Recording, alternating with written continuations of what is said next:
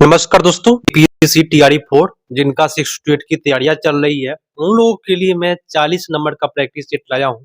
चाहे आपका कोई भी सब्जेक्ट हो, साइंस हो, इतिहास, भूगोल, राजनीतिक, जो भी सब्जेक्ट हो आपका 6 to 8 के लिए, उनके लिए 40 नंबर का जो प्रश्न है वह सभी के लिए पूछे जाते हैं। तो चलिए शुरू करते हैं। 40 नंबर का प्रैक्टिस सेट तीसरा प्रैक्टिस सेट है। ठीक है, तो आज का प्रैक्टिस सेट तीसरा शुरू होने वाला है, वो भी प्लेटफॉर्म प्रकाशन का। तो आप सभी से रिक्वेस्ट है, मैं बार बार रिक्वेस्ट भी करता हूँ, हमेशा रिक्वेस्ट करता हूँ कि आप लोग अभी तक सब्सक्राइब नहीं किए हैं तो सब्सक्राइब कर लीजिए और अपने दोस्तों के पास शेयर करके बोल दीजिए कि यहाँ पे 6 to 8 का भी क्वेश्चन मिलता है। ठीक है, तो चलिए शुरू करते हैं आज का क्लास मजेदार तरीका से, क्योंकि आप सभी हमेशा हमारे यहाँ आते हैं, इसलिए हमेशा मैं आप सभी से रिक्वेस्ट करता हूँ एक लाइक जरूर कर दीजिएगा। जब किसी उदासीन धातु के गोले को धनात्मक रूप से आवेशित चार्ज की छड़ से संपर्क से आवेशित किया जाए तो यह गोला क्या करेगा। मान लीजिए एक धनात्मक आपके पास छड़ है ना, जिस पर प्लस चार्ज है। एक गोला है जो उदासीन है और उसको आवेश करेंगे तो इसको जब सटाएंगे तो इस पर भी क्या हो जाएगा, माइनस चार्ज उत्पन्न होगा नजदीक में। अगर इसके नजदीक भी रखेंगे तो माइनस चार्ज उत्पन्न हो जाता है। तो ये गोला क्या करेगा, ये प्रश्न पूछा जा रहा है आपसे। तो इलेक्ट्रॉन जो है ये गोला गंवा देगा। ठीक है, जैसे उसको आप आवेशित करिएगा तो ये क्या करेगा, गोला इलेक्ट्रॉन गंवा देगा। तो आपका उत्तर जो हो जाएगा ए पर हो जाएगा। नेक्स्ट है कि एक यौगिक जब अपने उच्च ऑक्सीकरण अवस्था में है तब उसकी प्रकृति कैसी होगी। तो उसकी प्रकृति में आपको बता दूं, अत्यधिक ऑक्सीकरण गुण वाला होगा। याद रखिएगा ये प्रश्न क्या पूछा है, फिर से ध्यान से समझिएगा। एक यौगिक जब अपने उच्च ऑक्सीकरण अवस्था में रहे, तो कोई भी यौगिक जब अपना उच्च ऑक्सीकरण में रहेगा, तो उच्च माने क्या, ज्यादा। तो उच्च ऑक्सीकरण, यहाँ लिखा हुआ है ऑक्सीकरण, यहाँ भी लिखा हुआ है ऑक्सीकारक, तो अत्यधिक ऑक्सीकारक गुण प्रदर्शित करेगा। तो ट्रिक लगाना है कुछ जिससे कि आप सभी को याद रहे। नेक्स्ट है, ईस्ट में किण्वन के दौरान पाइरुवेट इनमें से किस उत्पाद में परिवर्तित हो जाता है। उत्तर होगा एथेनॉल और डाइऑक्साइड। याद रखिएगा, खमीर में किण्वन से बनता है दारू, और दारू का जो सूत्र होता है इथेनॉल बोलते हैं हम लोग, कहेंगे ना इथाइल अल्कोहल पी के आया है ना, इस तरह से बोलते हैं ना। इथेनॉल और कार्बन डाइऑक्साइड, तो आपका उत्तर हो जाएगा। अब कार्बन डाइऑक्साइड क्यों, मैं आपको बताऊं। तो जब आप स्प्राइट का बोतल जब खोलेंगे तो उसमें से जो बुलबुला जो निकलता है, फेन जो निकलता है, दारू का बोतल, बियर का बोतल है ना, बियर का बोतल कस को हिला करके तब खोली, उससे पूरा एकदम फुहारा मारेगा तो वो कार्बन डाइऑक्साइड होता है। तो होगा एथेनॉल और कार्बन डाइऑक्साइड। तो किण्वन की बात किया है इसलिए हम लोग एथेनॉल मारेंगे और कार्बन डाइऑक्साइड मारेंगे। याद रखिएगा, थोड़ा सा ट्रिक लगा लेना है तभी जाकर के आपको याद रहेंगे। वायुमंडलीय अपवर्तन के कारण क्षितिज के निकट देखे जाने पर किसी तारे की आभासी स्थिति और वास्तविक स्थिति में किस प्रकार, और यह आभासी स्थिति की प्रकृति कैसी होगी, जिसके परिणाम स्वरूप तारे टिमटिमाते हैं। देखिए, यहाँ पे तारा है और नीचा वायुमंडल है। याद रखिएगा, तो वायुमंडलीय अपवर्तन के कारण तारा कभी लगेगा कि कभी दिखाई दे रहा है और कभी दिखाई नहीं दे रहा है। लगता है कभी गायब हो गया, कभी लगता है दिखाई देने लगा। इसको कहते हैं वायुमंडलीय अपवर्तन।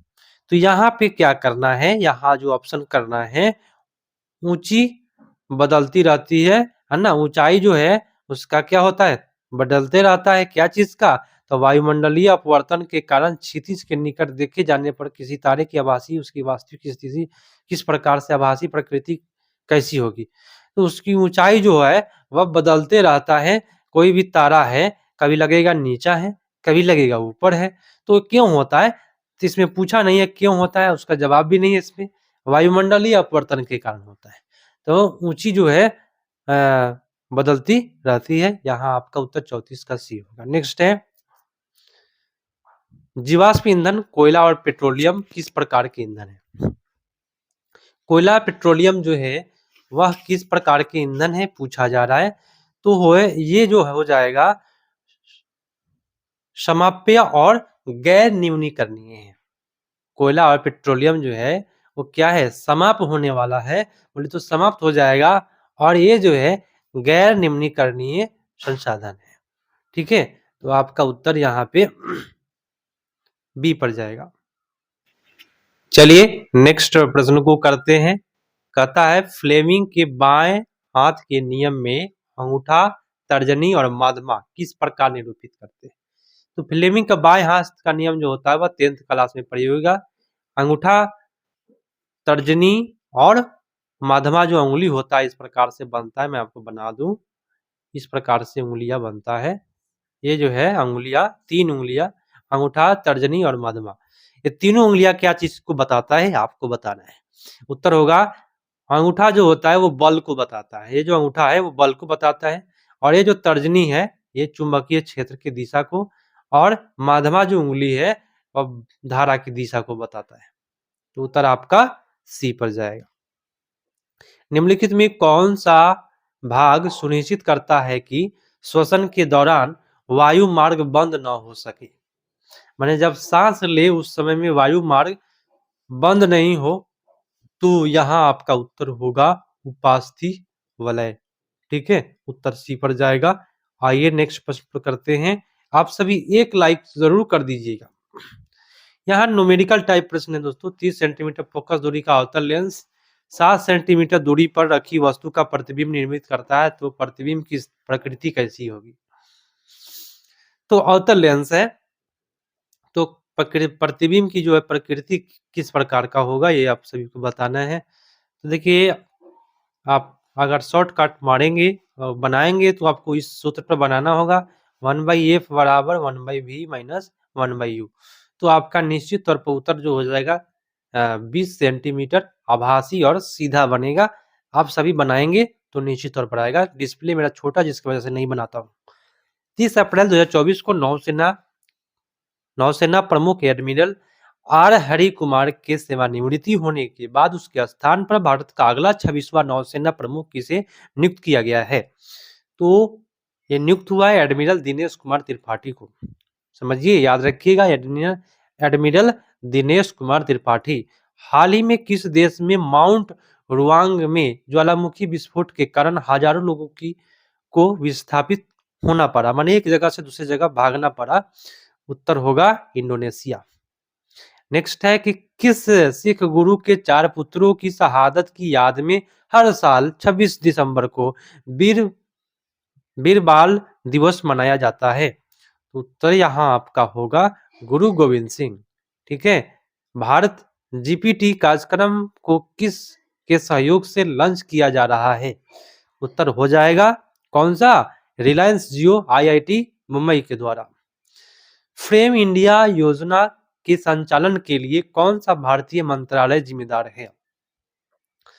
तो इसमें से कोई नहीं होगा। कौन सा जिम्मेदार है फ्रेम इंडिया के लिए, तो मैं आपको बता दूं, भारी उद्योग मंत्रालय। भारी उद्योग मंत्रालय याद रखिएगा। ठीक है, नेक्स्ट है कि भारत की पहली हिमालयन एयन सफारी हाल ही में किस राज्य में शुरू किया गया है। उत्तर यहाँ पे आपका हो जाएगा उत्तराखंड में, हिमालय बगल में ही है। नेक्स्ट है हा ही सुपेस, है ना, हा ही सुपेस पोर्टल को किसके द्वारा लॉन्च किया गया है। तो ये काफी अजीबो नाम है। आपका उत्तर होगा सर्वोच्च न्यायालय के द्वारा, है ना, सुप्रीम कोर्ट बोलते हैं उसको। देसिया मुरपोकू द्रविड़ कड़गम पार्टी के संस्थापक का हाल ही में 2023 में हो गया है। तो यहाँ पे आपका उत्तर हो जाएगा विजयकांत। ठीक है, इसके संस्थापक कौन है, डीएमडीके पार्टी का संस्थापक याद रखिएगा विजयकांत। ये तो काफी अजीब नाम है। ठीक है, तो अंग्रेजी याद रखिए इसका। नेक्स्ट है निम्नलिखित में कौन सा कांग्रेसी नेता भारतीय राष्ट्रीय कांग्रेस के किसी अधिवेशन का सभापति नहीं था। तो उत्तर आपका होगा बाल गंगाधर तिलक। नेक्स्ट है भारत में शासन करने वाले दिए गए शासकों का कालानुक्रम बताना है कि कौन सा शासक पहले किया उसके बाद कौन किया। तो सबसे पहले शासन करने वाला काम यहाँ पे इल्तुतमिश हो जाएगा। कौन किया? इल्तुतमिश। उसके बाद अलाउद्दीन खिजली और उसके बाद आइए शेरशाह सूरी, तब अकबर साहब। ठीक है, आपका उत्तर बी पर जाएगा। नेक्स्ट है, भारतीय राष्ट्रीय आंदोलन के दौरान प्रसिद्ध उपन्यास आनंद मठ किसने लिखा? आनंद मठ का जो लेखक है बंकिम चंद्र चट्टोपाध्याय। अकबर द्वारा निर्मित पंचमहल डैश में स्थित है? उत्तर होगा फतेहपुर सीकरी में। भगत सिंह और बटुकेश्वर दत्त ने दिल्ली केंद्रीय विधानसभा में स्मोक बम फेंके जिसका विरोध कर रहे थे। स्मोक बम बोलते हैं वैसा बम जो वहां पे धुआं ही ज्यादा उत्पन्न हो।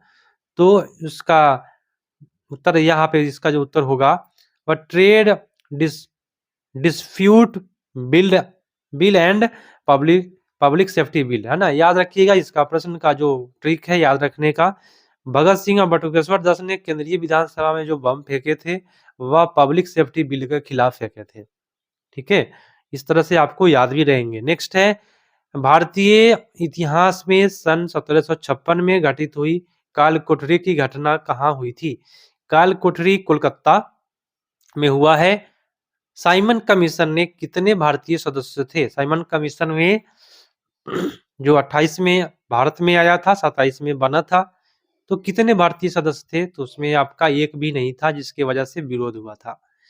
उस व्यक्ति का नाम बताएं जिसने 1917 में गांधी जी को चंपारण लाने में अहम भूमिका निभाई है। उनका नाम है राजकुमार शुक्ल। निम्नलिखित में कौन सा युग्म सुमेलित नहीं है? इसमें बताएं कौन सा युग्म गलत है। तो आपका जो उत्तर हो जाएगा इसमें, एंथ्रासाइट निम्न श्रेणी का कठोर कोयला है, ये बात गलत है।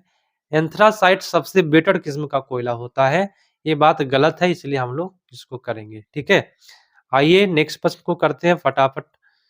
प्रश्न है कि भारत में उष्णकटिबंधीय पर्णपाती वनों में डैश के बीच वर्षा होती है?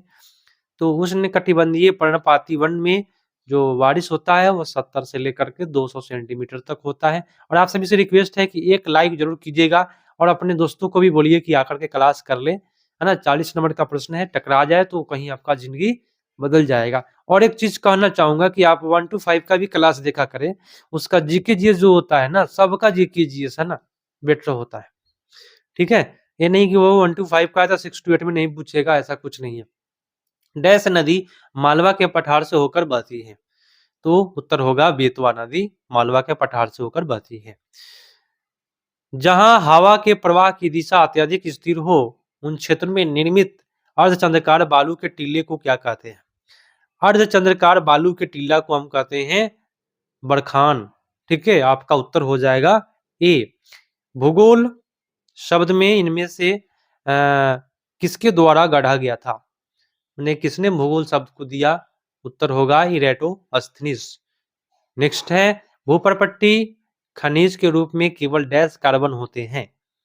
उत्तर हो जाएंगे 0.02% कार्बन। ठीक है, याद रखिएगा।